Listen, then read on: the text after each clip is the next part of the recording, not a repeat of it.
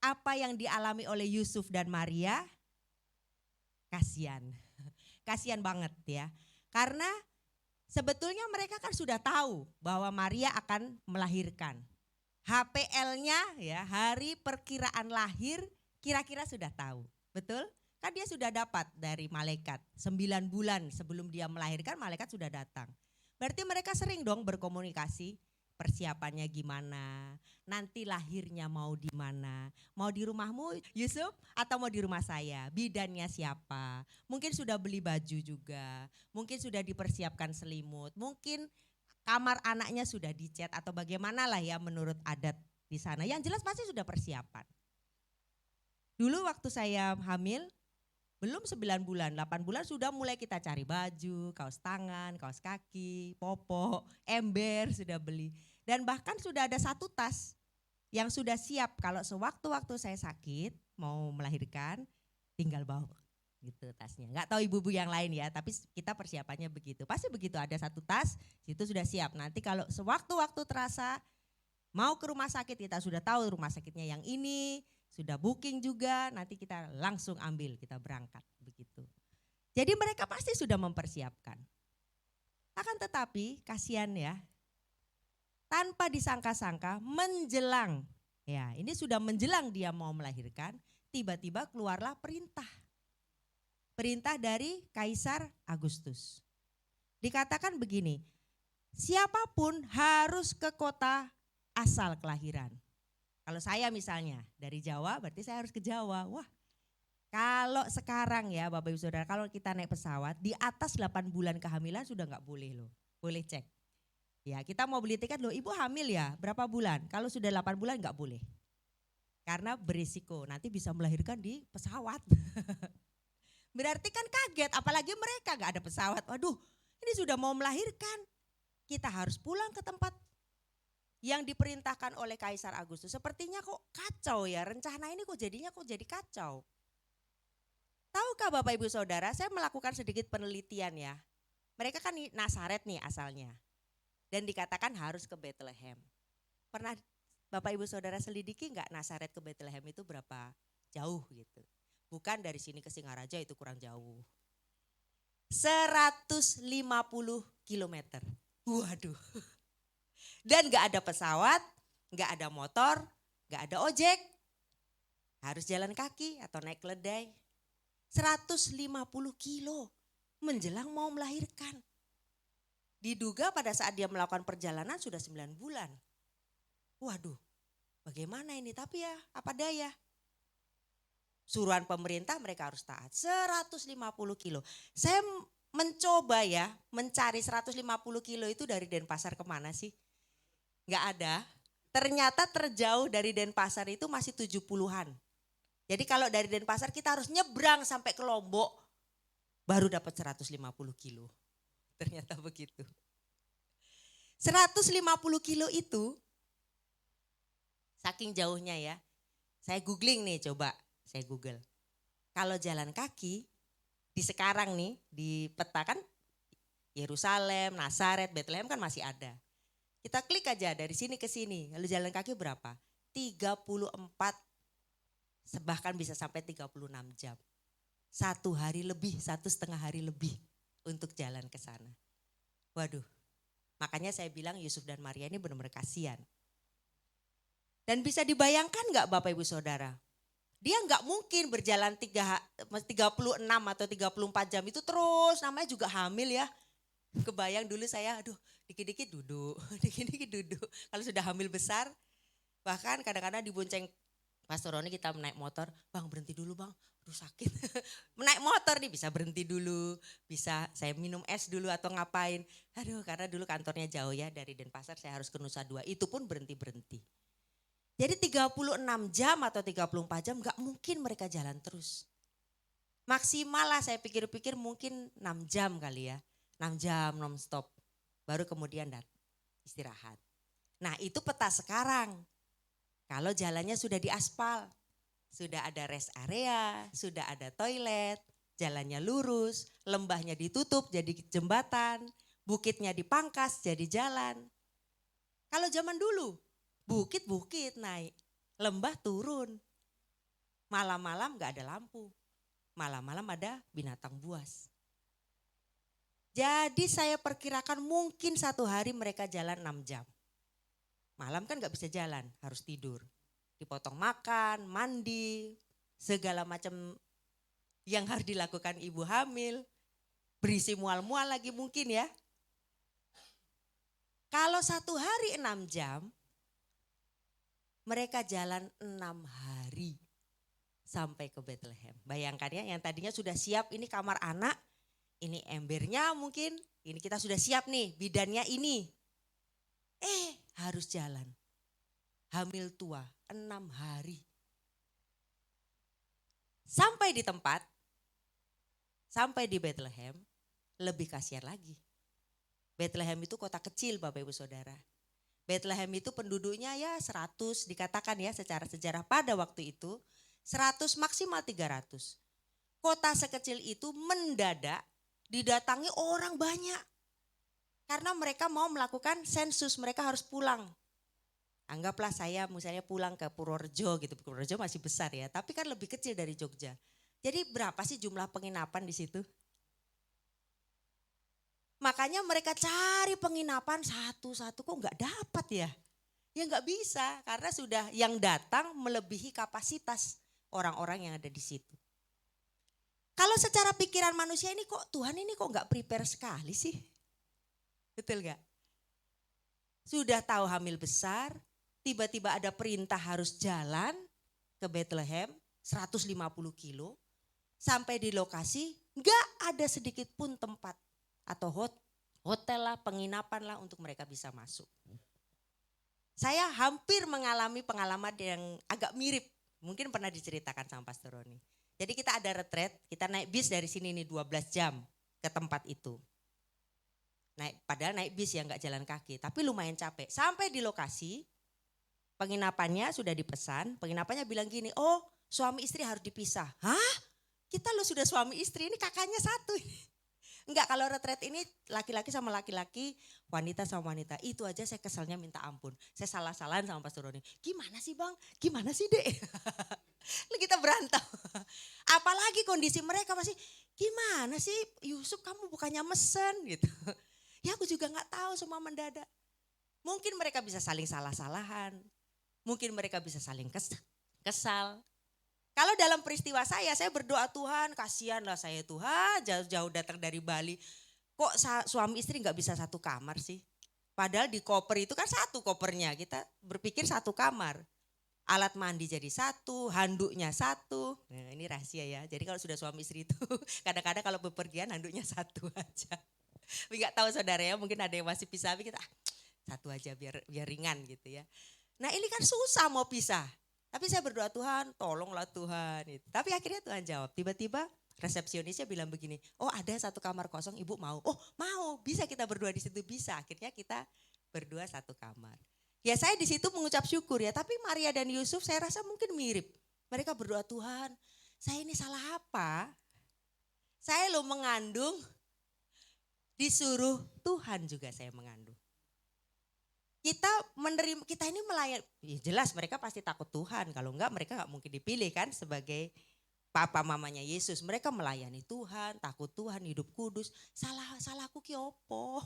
Salah saya itu apa sampai sengenes ini?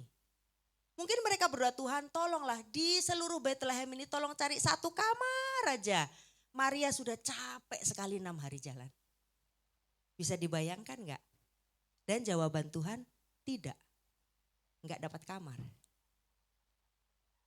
Bapak Ibu Saudara, makanya enggak heran ya kalau saya bilang kasihan. Apa yang kita baca, apa yang kita belajar pada hari ini, semuanya seperti enggak terencana. Semuanya seperti tidak sesuai dengan pengharapan. Sekali lagi ini bekal untuk 2024 ya, betul kata Pak Awe tadi, ada banyak tantangan. Mungkin ada banyak hal yang tidak terjadi sesuai pengharapan. Tapi hari ini kita akan belajar. Semua yang Yusuf dan Maria alami dari perspektif manusia. Sepertinya semuanya buruk. Betul tidak? Buruk. Bahkan yang disediakan buat mereka akhirnya bukan penginapan. Mereka padahal udah mikir ini pasti, wah tenang aja Maria, 1 hari lagi kita akan tidur enak, pakai air hangat kamu mandi, kita ada pasti ada ruangan di sana, saya sudah siapin uangnya, kita di hotel dan sebagainya. Pas sampai Bethlehem disediakan seperti ini. Coba dibuka Kak. Nah, yang ada kandang. Bisa dibayangkan, Maria, hah di sini? Saya curiga, mungkin ya, tiba-tiba sakit bersalin itu gara-gara dongkol juga bisa juga ya. Emosi gitu kan, sudah capek 6 hari loh jalan kaki. Kayak begini, bisa jadi apa ini Tuhan?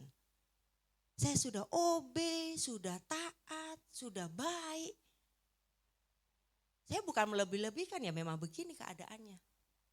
Dan akhirnya untuk menambahkan tapi tambahan lagi dari kesengsaraan, udah capek nih mau tidur lah. Yusuf mau tidur. Mari, di tengah-tengah mau tidur itu datanglah sakit bersalin.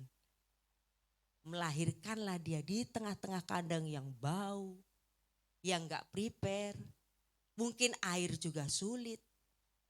Sampai dibilang anaknya harus ditaruh di palungan. Palungan itu tempat makan hewan. Dari perspektif mereka, mereka pasti gak mudeng sama sekali. Gak ngerti kenapa ini semua harus terjadi. Kita aja membayangkan sekarang, iya ya.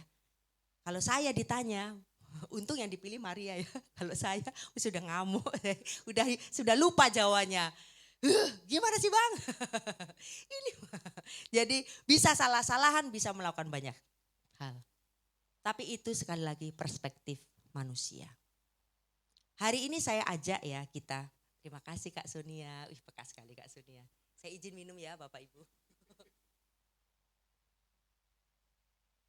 Ini karena terlalu excited. Oke. Sekarang dari perspektif Tuhan. Saya izin kita agak belajar Alkitab. Wah, tiba-tiba sekarang semua jadi mahasiswa teologi. Karena ini sekarang dari perspektif Tuhan.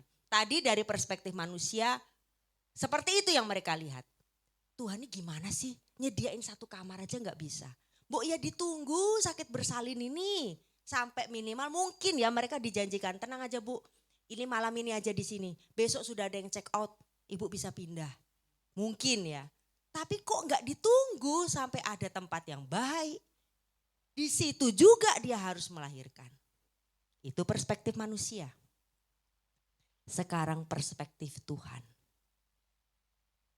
Pernah gak saudara bertanya, kenapa ya harus jauh-jauh dari Nazaret ke Bethlehem, ngelewatin Yerusalem lagi. Nazaret bukan Yerusalem, Bethlehem. 150 kilo. Kenapa harus itu terjadi? Karena kita belajar yang pertama ya. Karena rencana Tuhan itu sempurna di perspektifnya Tuhan. 125 tahun, wah jauh sekali itu ya. Rancangan Tuhan itu sempurna. 125 tahun sebelum Yesus lahir sudah ditulis di Alkitab. Yesaya 11 ayat 1 sampai 2 saya baca. Itu di situ bahasa Inggrisnya ya, tapi di sini bahasa Indonesia. Oke, ada. Suatu tunas akan keluar dari tunggul Isai dan taruk ini cabang yang akan tumbuh dari pangkalnya akan berbuah. Itu nubuatan atau janji tentang kedatangan Yesus. Roh Tuhan akan ada padanya, roh hikmat dan pengertian, roh nasihat keperkasaan, roh pengenalan dan takut akan Tuhan. Keturunan Daud, Isai itu bapaknya Daud ya. Keturunan Isai kan banyak. Kenapa kok jauh-jauh pilih dari Nazaret? Pilih aja orang Bethlehem kalau memang harus lahir di Bethlehem. Tapi gak bisa.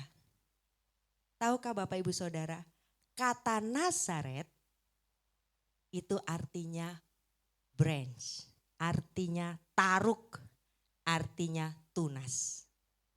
Jadi 125 tahun sebelum Yesus lahir, Tuhan sudah ngomong, sudah menetapkan yang akan lahir ini akan berasal dari Nazaret. Wow, luar biasa ya. Jadi memang harus dari Nazaret. Nanti kita cerita lagi kenapa mereka harus Bethlehem ya. Kenapa juga harus dari Nazaret? Kalau saudara punya salib di rumah, ada kata INRI, INRI, tahu ya? Nah, itu adalah sebetulnya ditulis oleh Pontius Pilatus. Yesus orang Nazaret, Nazaret, raja orang Yahudi. Aslinya di salibnya itu 3 bahasa ditulis. Bahasa Yunani, bahasa Ibrani, dan bahasa Latin. Yang INRI itu bahasa Latinnya. Ada bahasa Yunaninya juga, dan yang paling utama ada bahasa Ibraninya. Harus ada kata Nazaret di situ. Karena kalau bahasa Latin kita singkat sebagai INRI, kalau saudara punya salib di rumah ada INRI. Tetapi kalau bahasa Ibrani, kalau disingkat, singkatannya adalah Yahweh. Ya itu ya. Yeshua Hanazarei Melech Yehudim. Kalau disingkat dari sana ya, bacanya dari sana ke sini. Yahweh. Jadi secara tidak langsung Pontius Pilatus pasang di salib Yesus. Inilah Yahweh. Inilah Tuhan. Wow. Jadi semuanya itu harus terjadi memang. Yang gak mudeng ini Maria, Yusuf ikut ke sana, ikut ke sini. Mereka gak mudeng, tapi sebetulnya semua sudah ditulis dalam kitabnya Tuhan. Bicara mengenai Bethlehem. Kenapa dari Nazaret mereka harus sampai ke ini, kita harus tahu, orang Kristen harus tahu. Salah kalau saya nggak ngajar, mungkin aduh ngapain sih Miss Mita bahas sejarah, pusing, lo harus tahu. Jadi kita ikut Tuhan tuh nggak polos-polos, oh kita Natal, oh Yesus, oh INRI, oh enggak, harus tahu. Nah kenapa Bethlehem? Karena 800 tahun. Wih ini lebih jauh lagi, 800 tahun. Sebelum Yesus lahir, Nabi Mika sudah bilang, tetapi engkau hai Bethlehem, Efrata, hai yang terkecil, makanya kota kecil, oh little town of Bethlehem, ada lagu begitu ya. Memang kota kecil, 100 saja penduduknya, 100, 200. Hai yang terkecil di antara kaum-kaum Yehuda, daripadamu akan bangkit bagiku seorang yang akan memerintah Israel, yang permulaannya sudah sejak purbakala, sejak dahulu kala. Wow. Bayangkan saudara, dia sudah hamil di Nazaret. Tapi untuk memenuhi nubuatan ini, Tuhan harus menggerakkan Kaisar Agustus, menggerakkan pemerintahan, menggerakkan dunia. Pada saat itu dikatakan dunia karena mereka menguasai dunia kan, Romawi. Mengeluarkan satu perintah supaya orang Nazaret termasuk Yusuf, termasuk Maria harus sampai ke Bethlehem untuk menggenapi rencana Tuhan. Mari katakan sebelah kiri kananmu, aku ngerti yang Bu Mita ajarkan.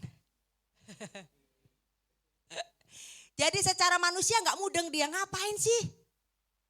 Tapi sebetulnya dalam kitab Tuhan yang sudah ratusan tahun ditulis, semuanya tergenapi. Rancangan Tuhan sempurna. Katakan bersama saya, rancangan Tuhan sempurna. Lukas 2 ayat 11 sampai 12. Hari ini telah lahir bagimu juru selamat, yaitu Kristus Tuhan di kota Daud, dan inilah tandanya bagimu. Kamu akan menjumpai seorang bayi dibungkus dengan lampin dan terbaring dalam palungan. Yang ngomong siapa? Boleh saya tanya, yang ngomong ini siapa? Malaikat. Berarti Yesus ada dalam palungan, bukan rancangan kecelakaan. Itu memang dirancang Tuhan. Bapak Ibu Saudara, palungan, seperti ini ya gambarnya, itu tempat makan hewan. Tahukah Bapak Ibu Saudara, salah satu yang kita panggil Yesus adalah sebagai apa? Dia makanan. Dia roti, akulah roti hidup. Makanya malaikat harus mengatakan dia ditaruh dalam palungan. Itu sudah rencana Tuhan. Mungkin pada saat Yusuf, Maria nyari apa ya, ditaruh di mana ya bayi ini? Di sini aja. Seperti seolah-olah kecelakaan. Seperti seolah-olah, aduh aku lupa bawa bedong, aku lupa bawa kain mungkin. secara manusia. Tapi ternyata itu sudah rencana Tuhan di dalam ketidaktahuannya. Ini aja. Palungan, sini aja taruh. Tapi itu adalah rencana Tuhan. Palungan adalah lambang tempat makan. Dan tahukah Bapak Ibu Saudara, kenapa Bethlehem? Nah, ini belajar lagi. Bethlehem. Bethlehem itu dari dua kata, Bet dan Lehem. Artinya rumah roti. Jadi Bethlehem punya dua komoditas utama. Mereka pengekspor dua hal ini. Roti dan domba. Nanti domba kita cerita. Jadi Yesus memang harus lahir di Bethlehem karena dia akan dikenal sebagai roti hidup. Mari sama-sama baca. Yohanes 6 ya. Ayo 1, 2, 3. Akulah.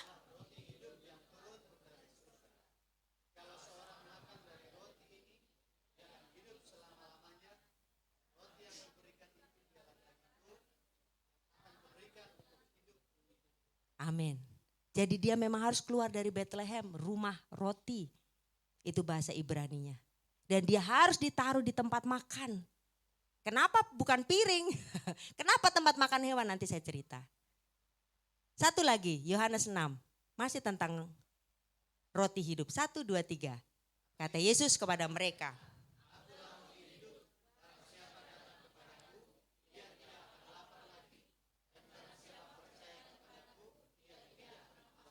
Amin. Berkali-kali. Gak usah kita baca semua ya. Tuhan bilang akulah roti hidup yang keluar dari Bethlehem.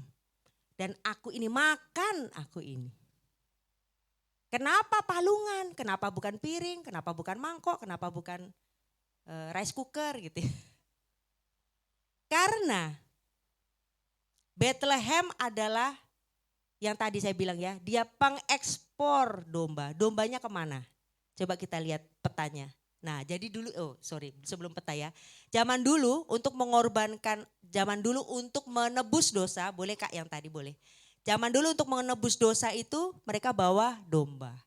Dan juga ada roti dikasih ke imam. Ini adalah korban penebus dosa. Bait Allah ada di mana? Di Yerusalem. Tahukah saudara, roti dan domba yang dipakai di bait Allah datangnya dari mana? Dari Bethlehem. Nih, karena mereka dekat sekali. Jadi Bethlehem mengirimkan roti dan domba ke bait Allah. Setiap saat mereka perlu domba, ambilnya dari Bethlehem. Setiap saat mereka perlu roti, ambilnya dari Bethlehem. Jadi semuanya kalau secara manusia seperti enggak terkoordinir. Tapi kalau di mata Tuhan memang harus seperti itu. Karena Yesus akan menggantikan roti, Yesus akan menggantikan domba yang dibawa ke bait Allah. Mari katakan sebelah kiri kananmu, aku ngerti apa yang Bu Mita maksud. Yohanes 1 ayat 26 berkata begini, lihatlah ini Yohanes yang bilang ya. Anak domba Allah yang menghapus dosa dunia. Jadi memang kenapa ditaruh di palungan? Karena dia adalah pengganti dari domba. Yang tadinya domba yang dibawa ke bait Allah, dialah sekarang pengganti sebagai yang menebus dosa dunia. Mungkin dalam hidup kita ya Bapak Ibu Saudara banyak hal kayak gak sesuai rencana ya. Kok gini ya? Saya yakin Yusuf dan Maria ini mungkin ya atau ya bisa yakin juga. Mungkin sampai hari matinya mereka juga gak ngerti. Kenapa sih harus jauh-jauh dari Nazaret ke Bethlehem?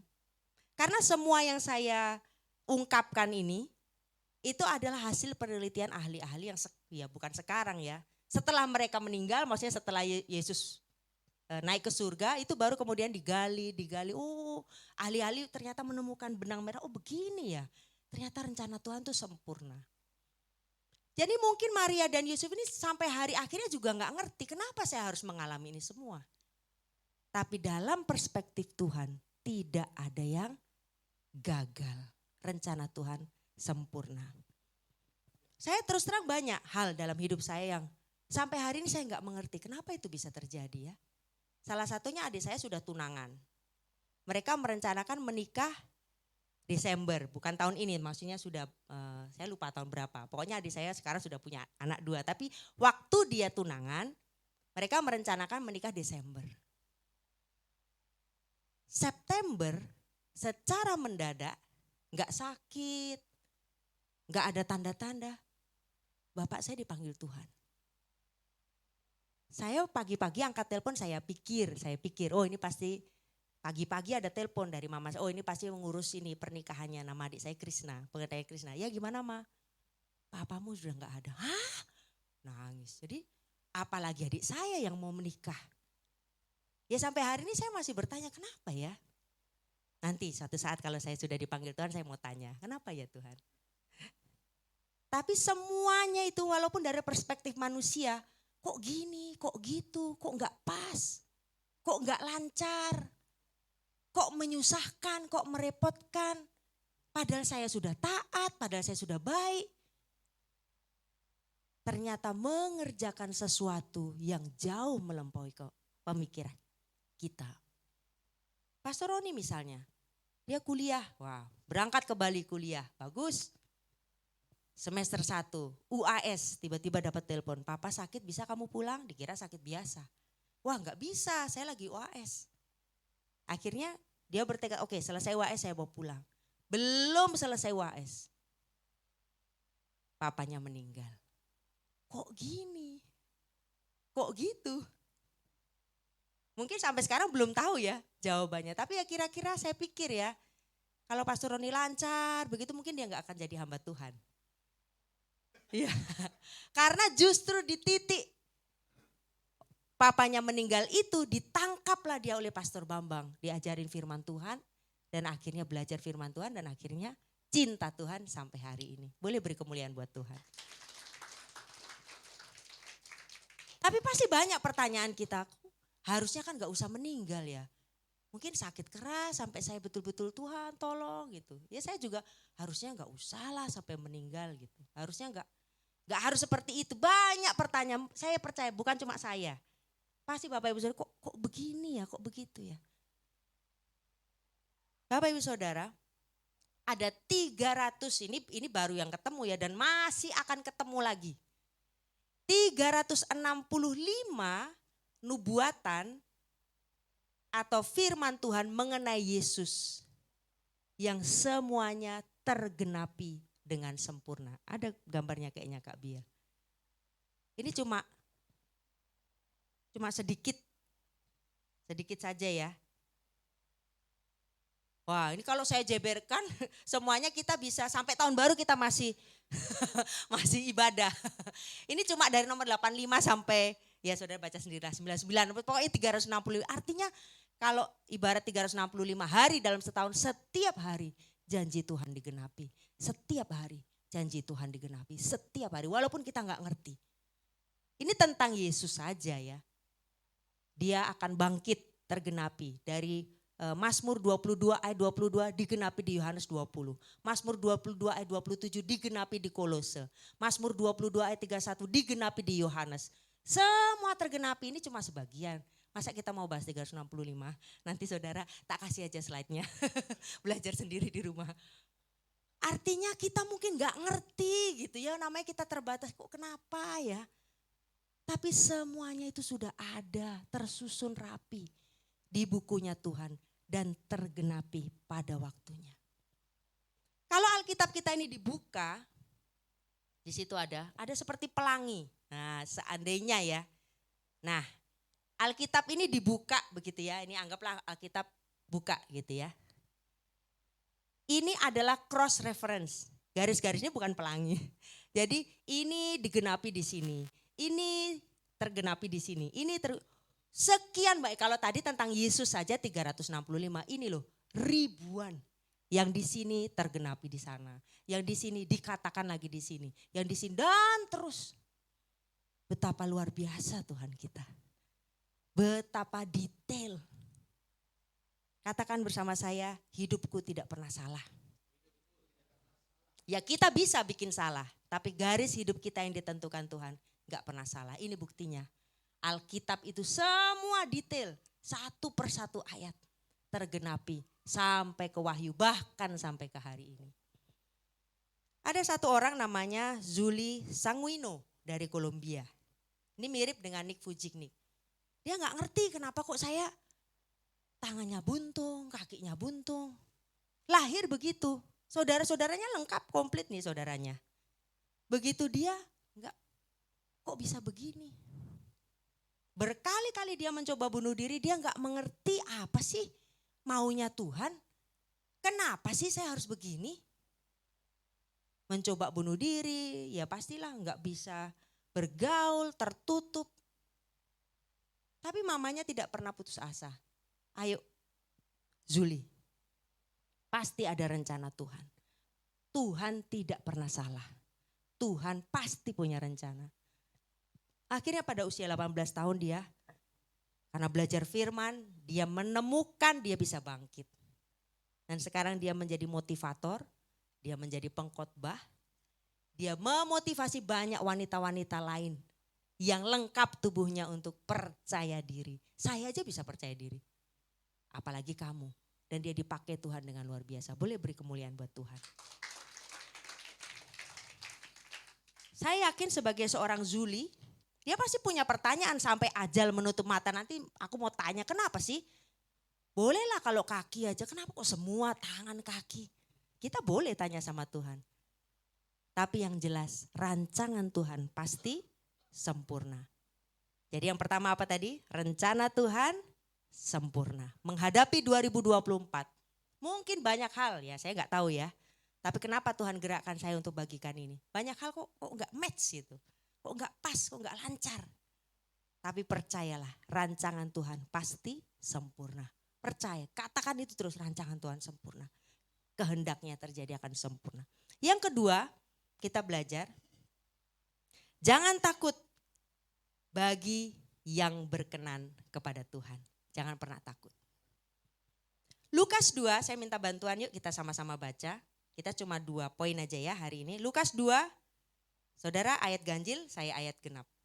1, 2, 3. Tiba-tiba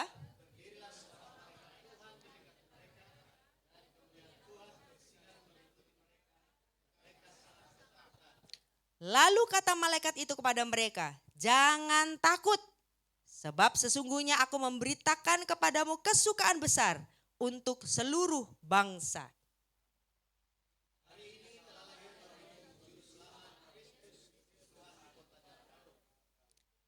Dan inilah tandanya bagimu, kamu akan menjumpai seorang bayi dibungkus dengan lampin dan terbaring di dalam palungan.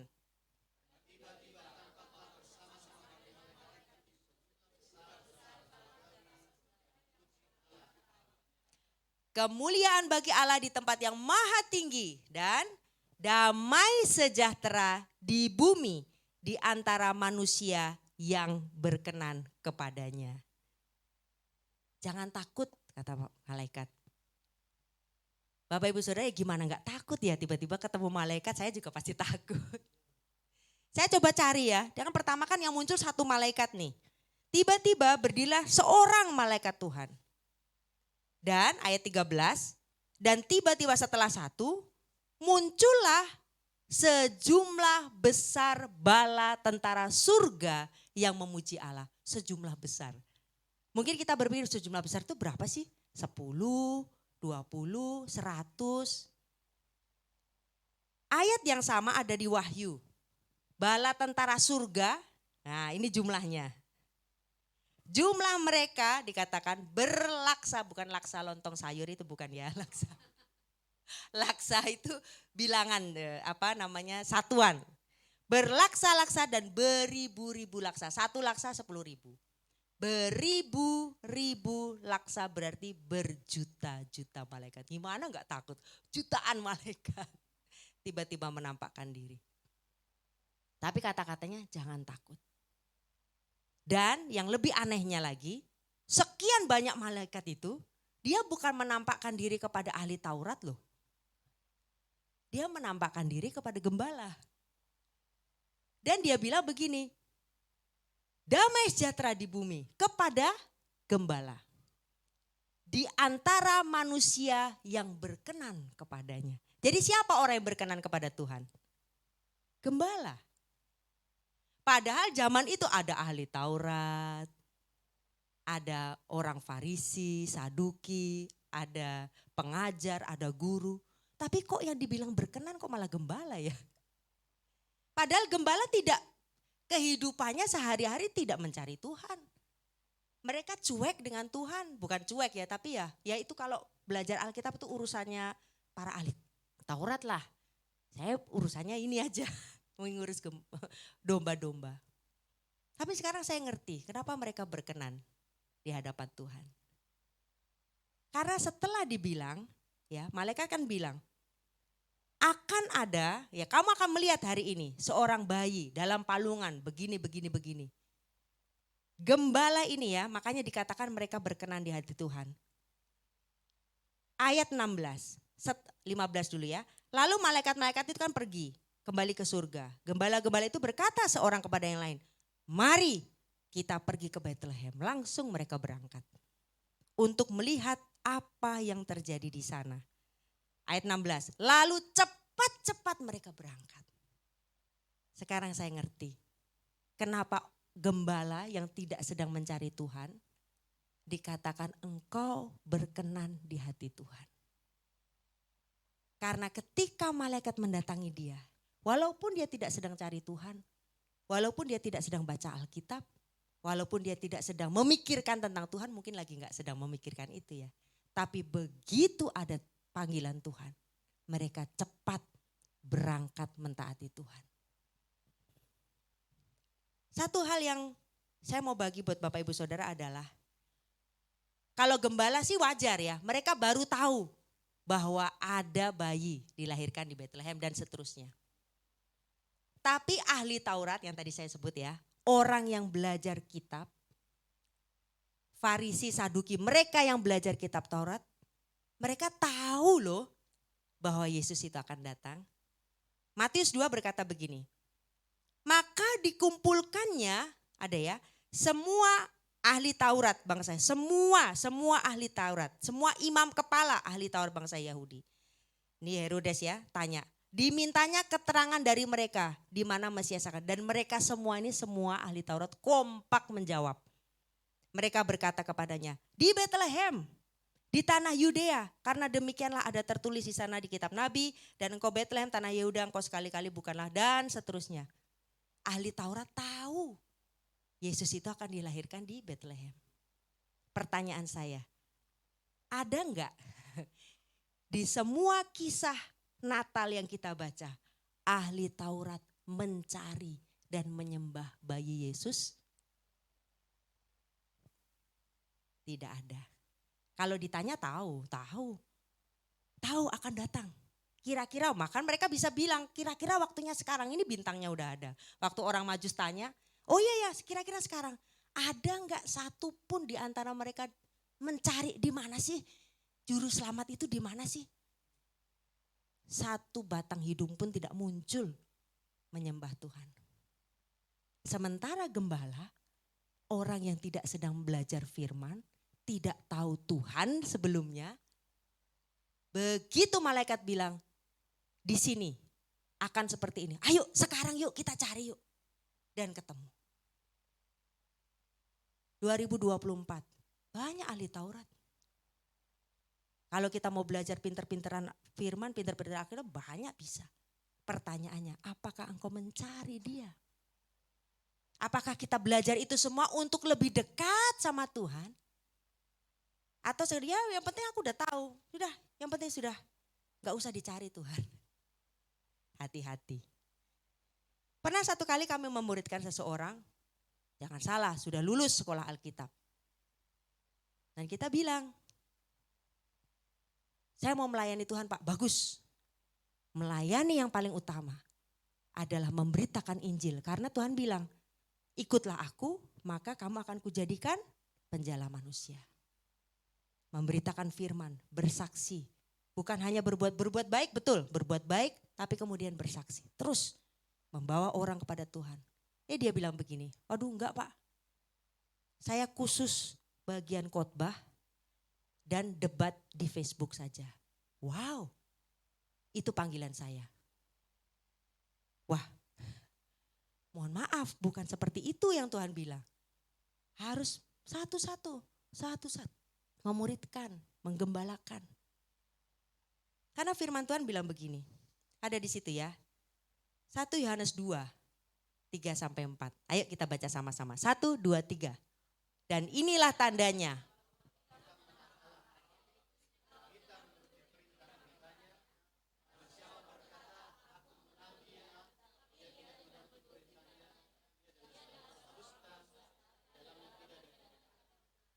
Amin.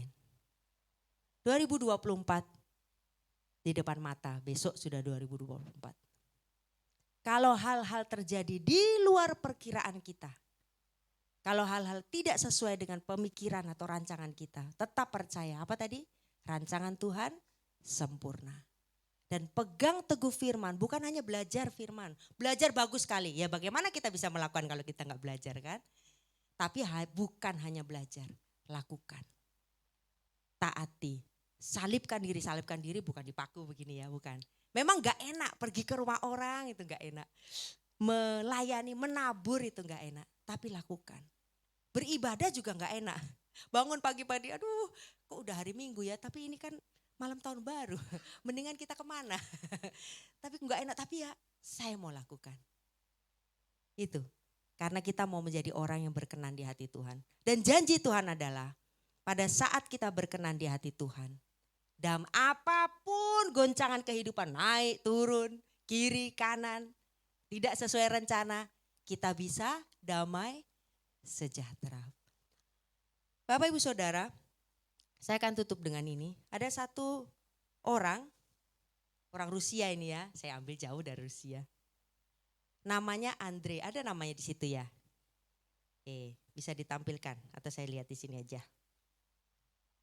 Namanya Andre, saya bilangnya Andre lah ya. Mohon maaf kalau ada kesamaan nama, itu bukan kesengajaan. Biar nggak sama nih, saya lihat di sini deh.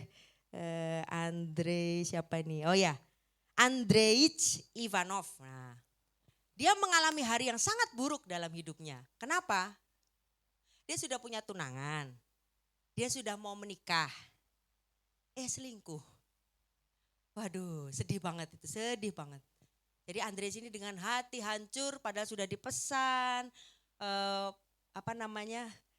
rencananya mau pernikahannya sudah, semuanya sudah baik, tapi kok begitu, kok bisa. Akhirnya dia sangat, ada namanya ternyata ya, dia sangat hancur hatinya. Aduh, udah gak ada harapan lagi, saya malu, pertama malu, sakit hati. Dan akhirnya dia menuju ke jembatan dengan niat untuk bunuh diri. Sudahlah.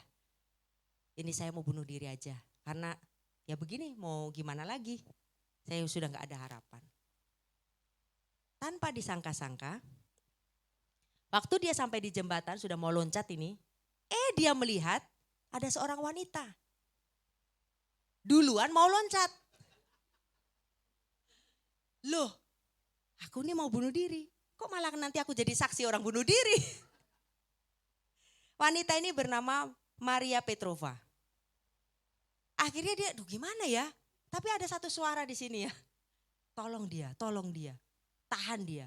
Ya yang ada di situ ya cuma mereka berdua ya. Ngapain juga orang naik ke jembatan begitu kan? Akhirnya dia mentaati suara itu, mungkin suara Roh Kudus. Hap gitu ya, ditangkap si Maria ini. Dan digagalkan, usaha bunuh diri Maria ini digagalkan. Akhirnya buyarlah rencananya dia juga untuk bunuh diri. Ya kan menolong, terus misalnya wanitanya itu tanya lu, aduh ngapain kamu tolong saya? Ngapain juga kamu ada di sini? Ya aku juga mau bunuh diri. Kan lucu ya. Akhirnya di situ mereka saling mengakui, maksudnya saling, ya saya punya masalah begini. Akhirnya si Andreich ini jadi belas kasihan. Iya ya, ternyata sama, dia juga begitu, diputusin pacarnya dan sebagainya. Pokoknya tidak bertanggung jawab lah, ditinggalkan oleh laki-laki yang tidak bertanggung jawab. Akhirnya dia nangis, si Andreich juga kok sama ya kisah kita ya. Nangis juga, curhat mereka. Lama-lama jadi teman. Akhir kata, gak usah panjang-panjang ya. Ternyata mereka jadi jatuh cinta.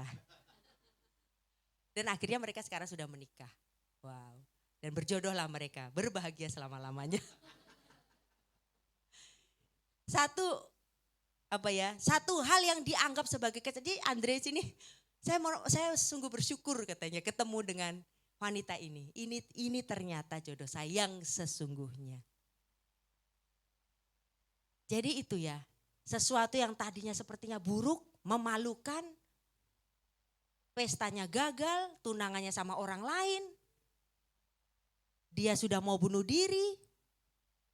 Tapi waktu seperti ada suara Tuhan, tolong dia. Dia taat. Hasilnya apa? Damai sejahtera ditinggalkan bagi yang berkenan kepadanya. 2024, dengar baik, mungkin tidak semua berjalan sesuai rencana kita, tapi kita siap aja. Karena segala sesuatu pasti terjadi menurut rencana Tuhan. Rencana Tuhan itu sempurna. Pokoknya terus perkatakan aja, waktu mengalami hal yang pasti ada rencana Tuhan. Bekal 2024 ya. Yuk kita baca sama-sama. 1, 2, 3. Yang pertama, rancangan Tuhan itu sempurna. Yang kedua, jangan takut. Yang berkenan kepada Tuhan itu siapa? Yang melakukan firman Tuhan. Mungkin sama keadaannya, saya boleh panggil di musik ke depan. Kita sedang gak cari Tuhan. Sama seperti gembala kan tidak sedang, ya kalau pas sempat ya aku gereja, kalau enggak juga enggak apa-apa. Lagi cuek lah sama Tuhan gitu. Kan gembala begitu. Maksudnya mereka enggak terlalu lah seperti ahli Taurat tuh tiap hari ada di bait Allah. Mungkin sama keadaan dengan kita. Lagi enggak terlalu gimana gitu sama Tuhan. Tapi saya salut dengan gembala-gembala ini. Mereka enggak kekeh dengan kecuekannya. Waktu Tuhan sentil sedikit, ada Yesus di sini dibalut kain lampin dan sebagainya. Langsung berangkat. Itulah sikap mental yang benar. Mungkin tadinya kita lagi ini Tuhan di situ ya. Kita lagi jalannya ke sini, lagi ngelupain Tuhan. Tapi Tuhan sentil dikit, langsung balik. Ya gimana Tuhan?